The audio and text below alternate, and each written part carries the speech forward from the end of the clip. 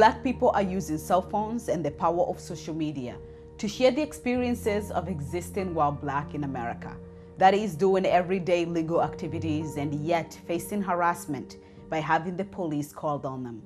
And regardless of the ubiquity of such reported cases, living while Black is not a new social phenomenon, but a way of life for Black people, dating back in history from slavery, slave patrols, lynching, Jim Crow laws, to today, social profiling in the form of white-collar crime. White-collar crime, a term coined by Michael Harriot, who wrote, "White-collar crime, the worst white people police calls of all time." As published under the Michigan Journal of Race and Law, white-collar crime is racialized police communication. The term is collectively defined as the practice of police reporting against Black persons who are not engaged in criminal behavior.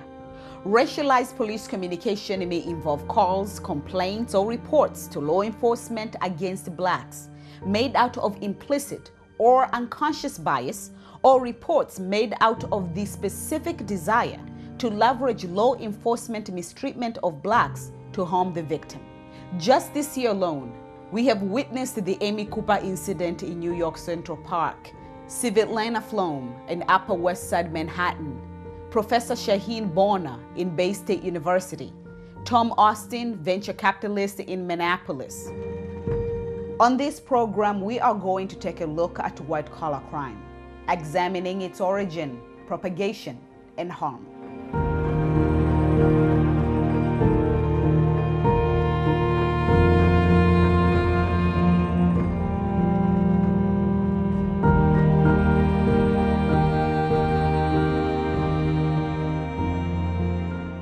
My curiosity about white-collar crime took me to the backyard of Dr. Ahmed Abdal, the founder and director of Bridgewater State University Educational Neuroscience Applications, to learn about how the brain discriminates. The brain itself is ready to discriminate just because of the structure. It wants to look for patterns so that it can effectively make conclusions quickly. Those patterns Dr. Abdal is talking about are the social cues, the stereotypes, and many more factors that make up a person's profile.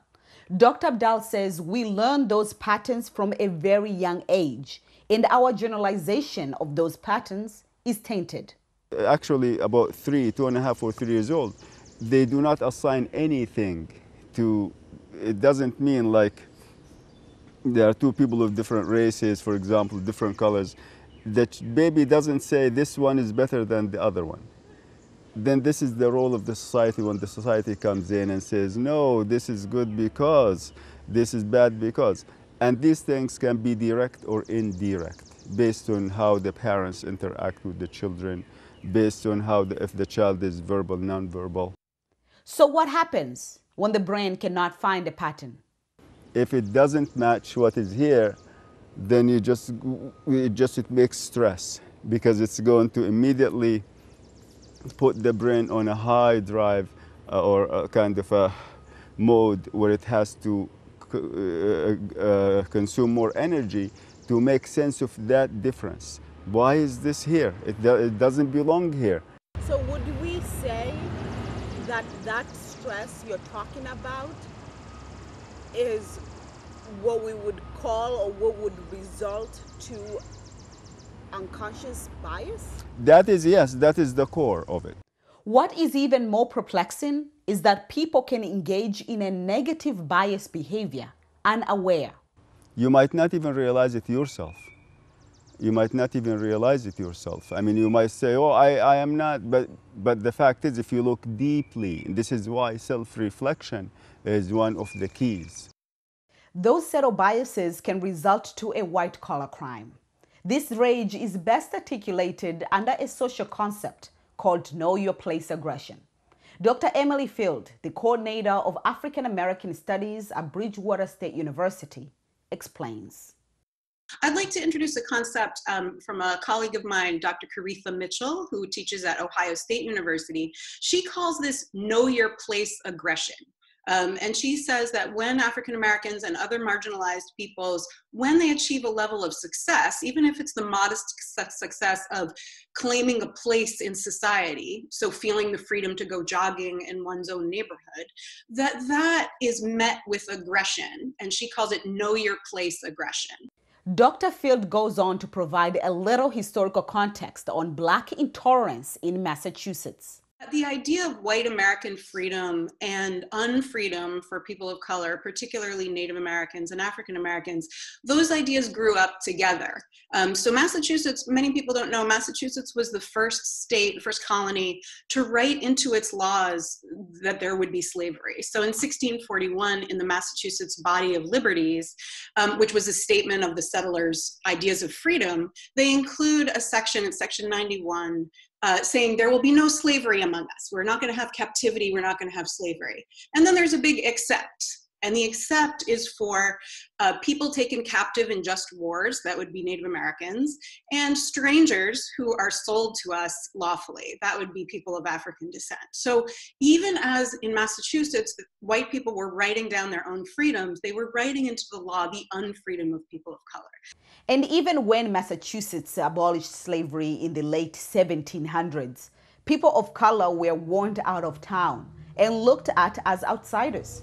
And Dr. Field says even though this history is over 200 years old, those subtle microaggressions in the form of white-collar crime is a form of this. So that we don't have the system in Massachusetts of officially of warning out anymore, warning people to get out of town, but having the police repeatedly called on you in your own neighborhood is a form of aggression, a form of harassment. And these microaggressions cannot be subdued by simply blending in or adhering to white decorum.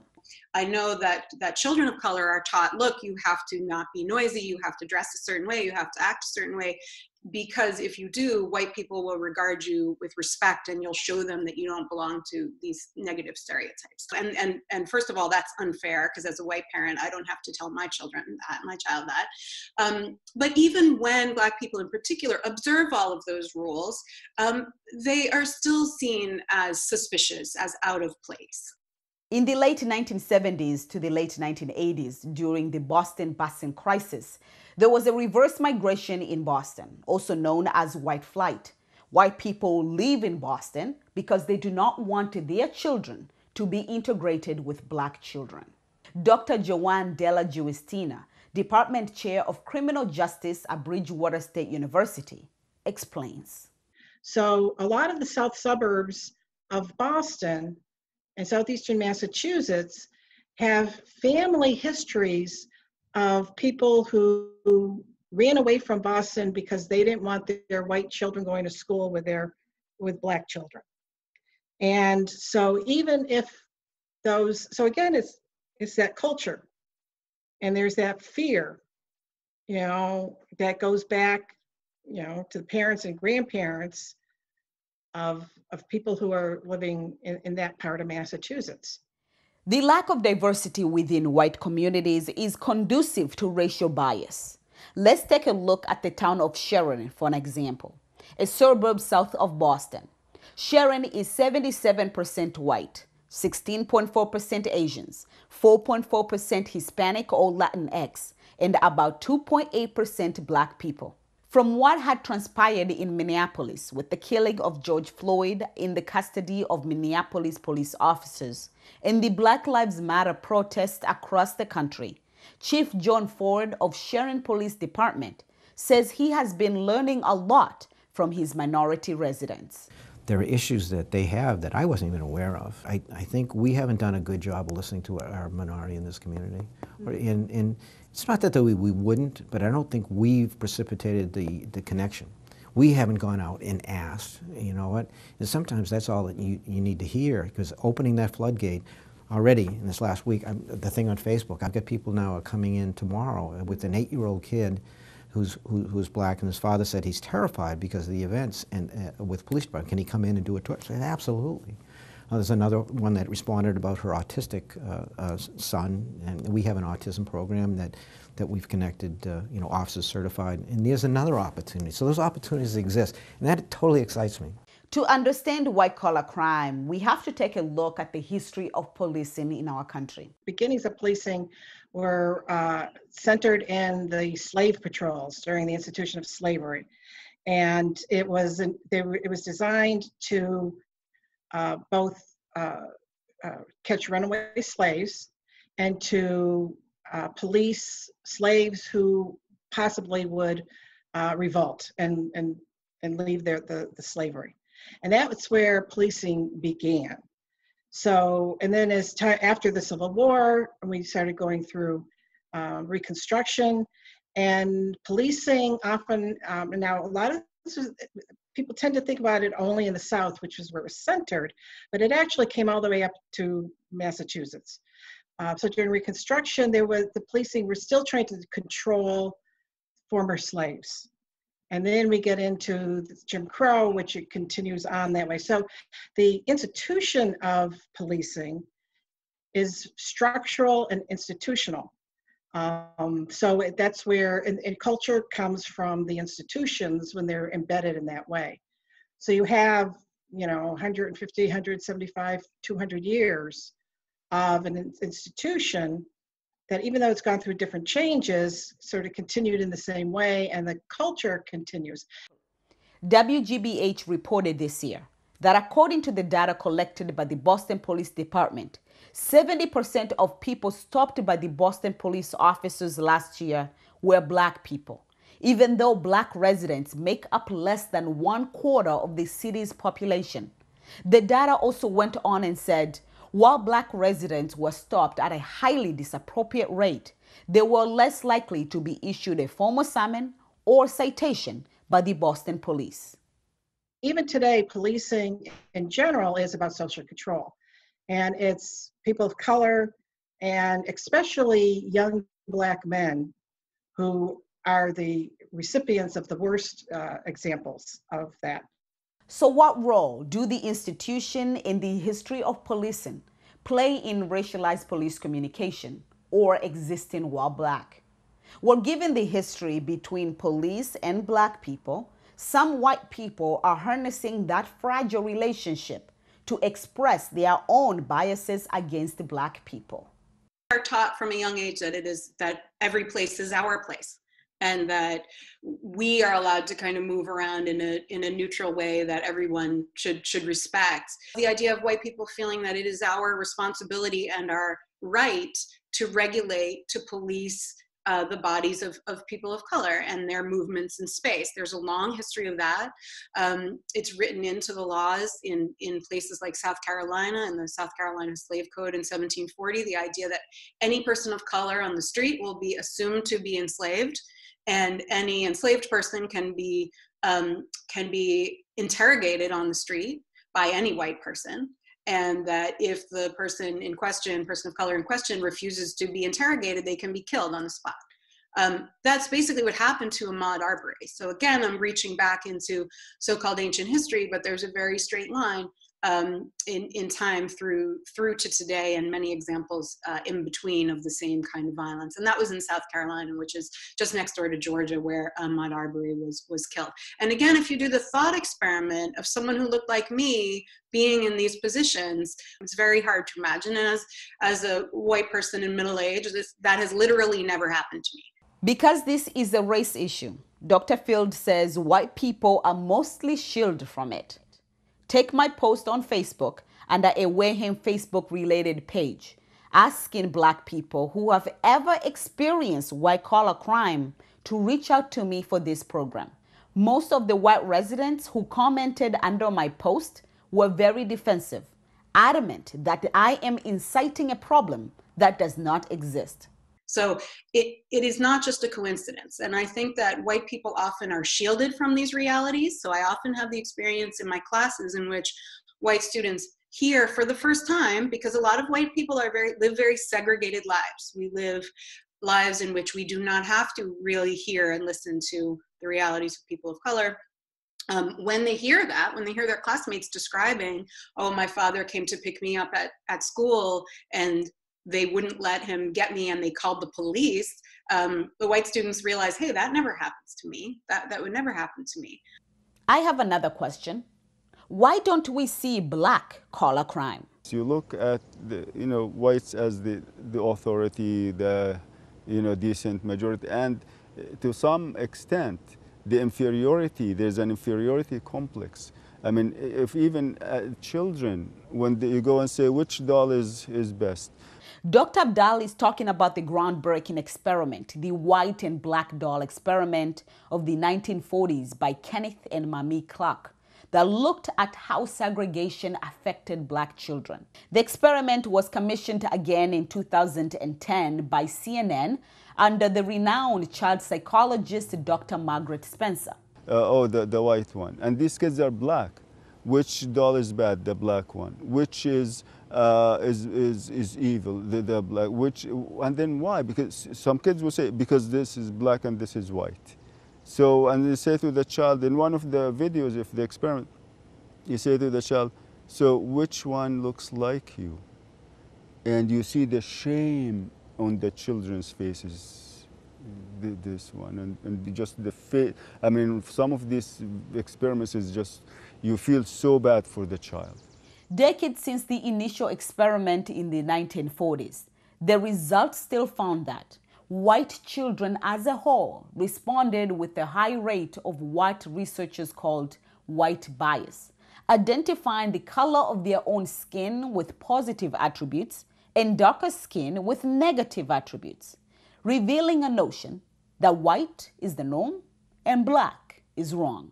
And that is where the person has the sense of inferiority. And yeah, the whites are, everything is great, but we, you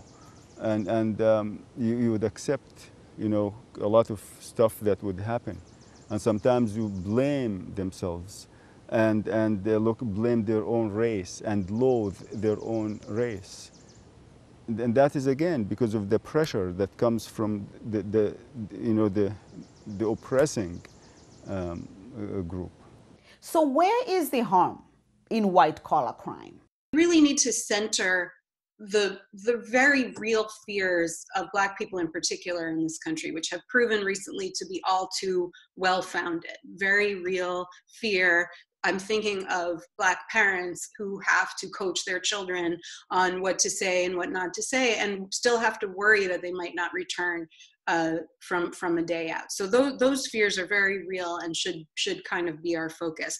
But white fear is dangerous to people of color, because imagined harm to white people is often the excuse for very real harm to Black people. A Harvard Civil Rights, Civil Liberties Law Review journal, What Exposes African Americans to Police Violence, published that the more interactions police officers have with Black men, the greater the likelihood that any of those encounters will trigger the foregoing racial stereotypes and precipitate violence. The journal went on and said, these police interactions may help to entrench the very racial stereotypes on which those interactions are based on.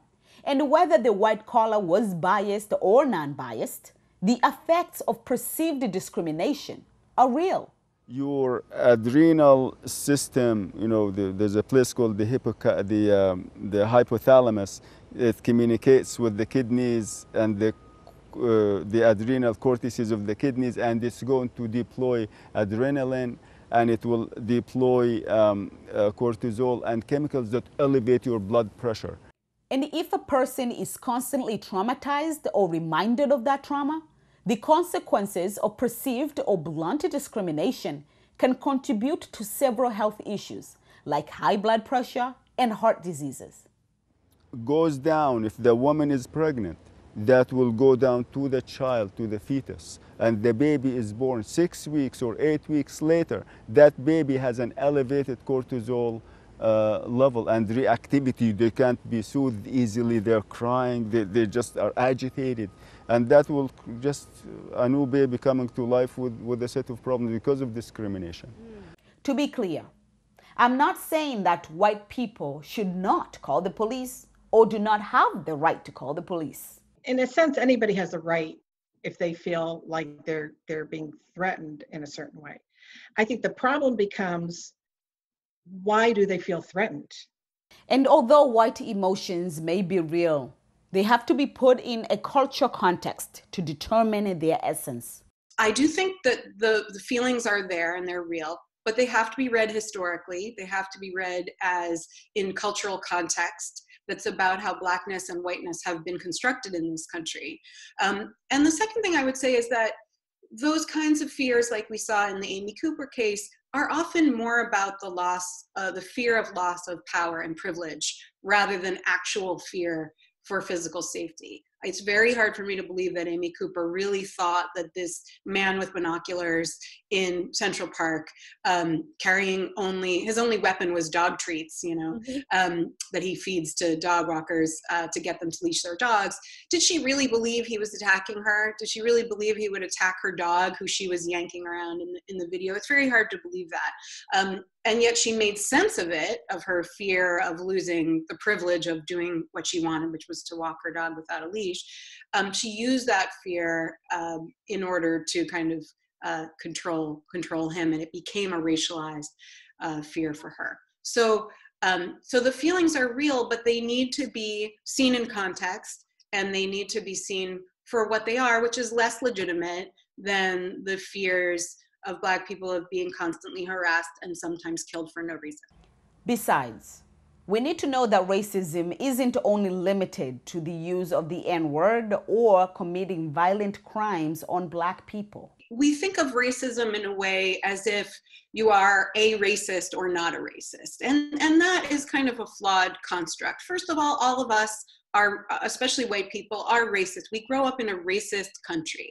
We are taught racist ideas. We are taught that it is polite not to recognize race. We're taught colorblindness, but colorblindness actually erases the experiences and the realities of people of color, so that when people of color mention race, all of a sudden white people say, wait, you're the one talking about race, you're being racist. So that's one thing. Racist actions can be performed by people who may otherwise seem like good people. And I don't think that this idea of you're either a racist or not a racist is very helpful. We all of us have imbibed racist ideas from our culture that we're part of and from our history, and we act on those. The base of white-collar crime is prejudice. The police are used as the means to exercise that prejudice. And this is why Chief Ford says police officers have to be mindful of the so-called suspicious calls. You can't think things anymore as if it's just oblivious to race. You have to think the sheer fact that stopping these individuals, their perception right out of the gate is that they were being called on because they were Black. Now, whether or not that's the reality or not the reality, the perception to those individuals certainly does not need to have that endorsement unnecessarily. You've got to be sensitive to that. So you need to change the way you conceive that. If there was something else that generated more suspicious nature to it, then you're going to do what you have to do as a police officer. Trying to understand what good policing is, I visited Bridgewater State University and sat down with Dr. Michael DeValve to talk about semiology, the study of social harm, focusing on defining the policies to address the harm from its origin to its end. When we call the police, what are we seeking? So the place to begin with policing is maybe not even policing, right? We have to think about ideas that are at the core of who we are as people and how we relate to each other. Dr. DeValve has spent his career researching and writing about peacemaking criminology. In his book, A Different Justice, he argues that love and justice are the same, although greed and oppression have made the two words function as a dichotomy. I define love then as the art-like, meaning it's like an art. Art-like, individualized, unconditional, aware, and endless praxis, whereby a human or organization mindfully, assertively, and continuously labors for the actualization of another human being as an end in herself, without thought of return, without reliance upon authority, without fear or possibility of cessation. That is love. That's love. And so that type of love is justice. Yes. You also said that in order for justice to function as love, we need trust. Trust is key. Trust is central. Yeah. How do we not only repair There's no repairing. How do we build trust Well, yeah. between this institution, police as an institution, and minorities, people of color? Well, there are two parts to that answer, I think. One is this defunding conversation, which takes a variety of forms. And so even the folks who are kind of pushing it don't necessarily agree about what it actually means, which is a key point. Some folks are talking about raise it to the ground. Some folks are talking about something like transform their institution radically. Some folks are talking about creating a thing altogether new that does many of the same things, but in fact does it vastly differently. There are also versions where we're talking about, you know, a decentralized service set where organizations are, like community organizations are receive state funding and are given specific shape for accountability and whatever to do the job that they've got to do kind of in a local fashion.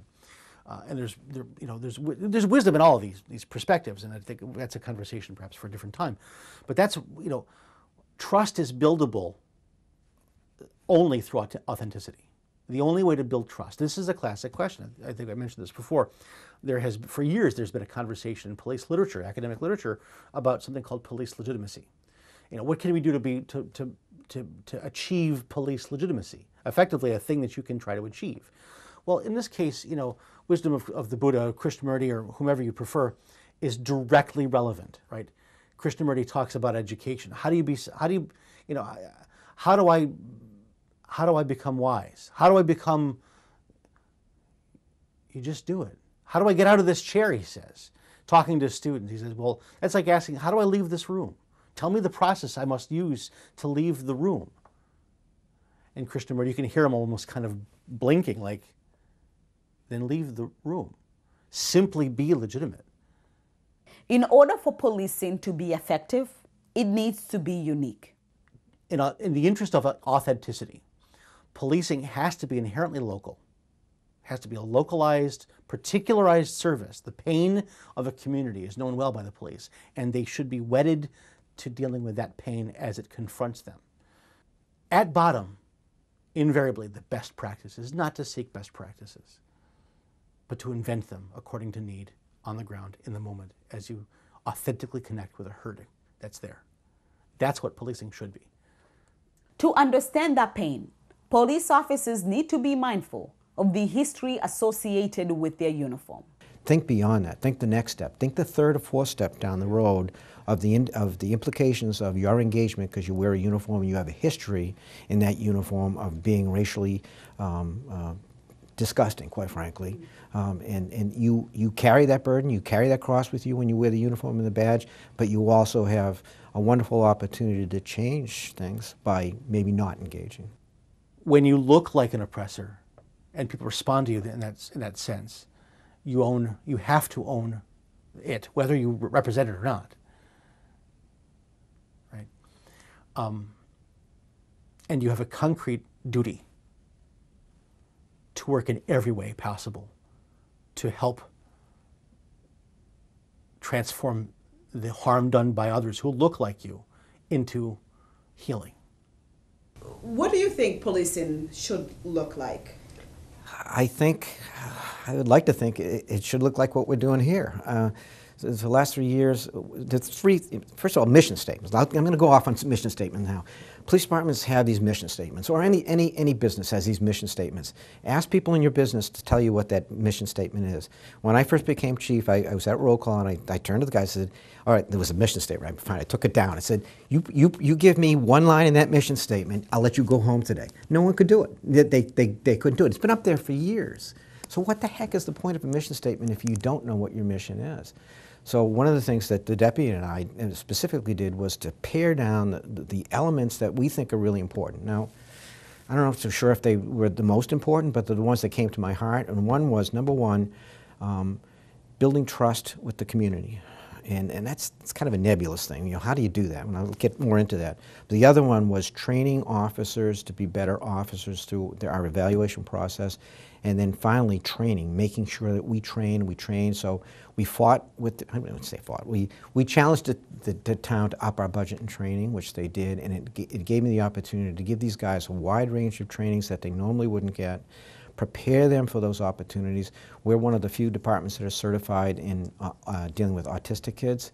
incredibly important, and it couldn't be more important today because there's a growing number of autistic kids and a growing number of interactions with those kids that might not necessarily go well with the police department. So within the last 3 years, we've been kind of pushing those three things home. I've had officers go out to, of all things, here's the irony, to Minnesota to a specialized trust conference that they do out in Minnesota, that David Horziger from the Trust Edge. Once we understand the base of the crime, healing is possible. Restorative justice looks at harm. So it says somebody causes a harm, and you bring together the person or people who've caused a harm and the person or people who've been harmed. Now, the person who has done the harm has to agree to this. They have to agree, yes, I have harmed, and because it's tearing apart the relationships in our society. So what it does is it's an attempt to try to heal those relationships. Cannot take back what happened, but to heal the relationships that exist.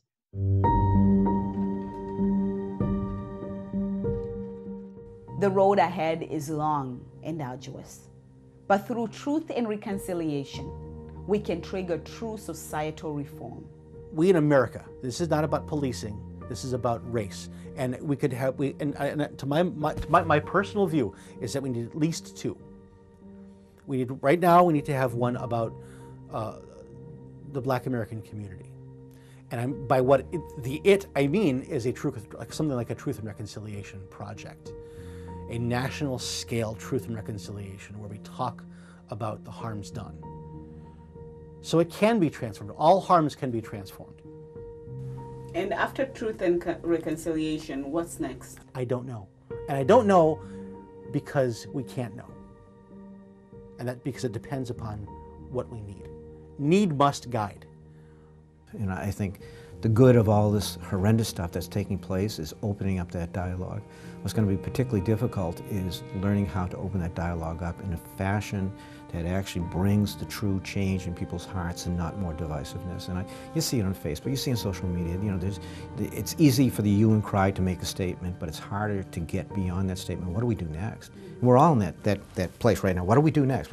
Okay, we all know it's a problem. We all understand it. What do we do next? Everyone has a role to play. I think white people need to take a special responsibility for this. I remember I was teaching in an African American studies class. I was teaching about the history of slavery, and a student said, wait a minute, this isn't Black history. This is white history. This is white American history of what white people did. And that's very true. And it's still very true that racism is practiced in systemic and in individual ways in our culture, and that we need to work to undo that and to do things in a different way. And to that list, add this simple exercise to help you connect to the reason behind your thought.